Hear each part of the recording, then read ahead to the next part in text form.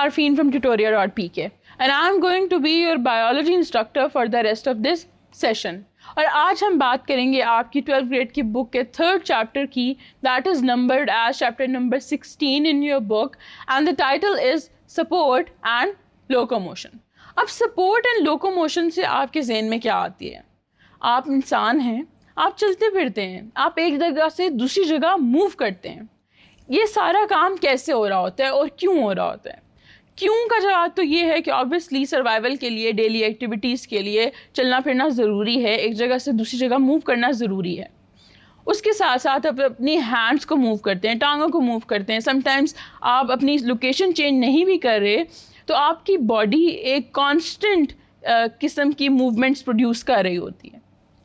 اب یہ موومنٹس کیسے پروڈیوس ہوتی ہیں, وہ کیسے جو ہے اس کا جواب ہمارے اسکیلیٹن کے پاس ہے.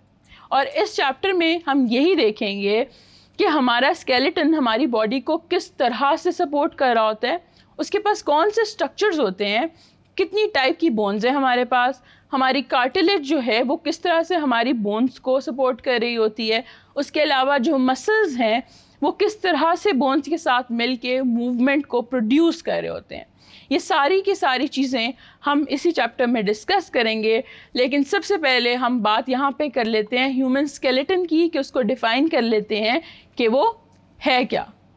اب ہم ہیومن اسکیلیٹن سسٹم جو ہے it consist of bones and cartilage, جیسے کہ میں نے ابھی پہلے بھی ذکر کیا.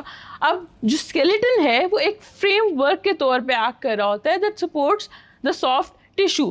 ہماری باڈی میں بہت سارے سافٹ ٹیشوز ہیں جو کہ اگر ویسے ہی پڑے ہوں تو they are not capable of being in a right shape. وہ شیپ اور فارم مینٹین کرنا اور کروانا جو ہے وہ بھی آپ کے اسکیلیٹن کا ہی کمال ہے.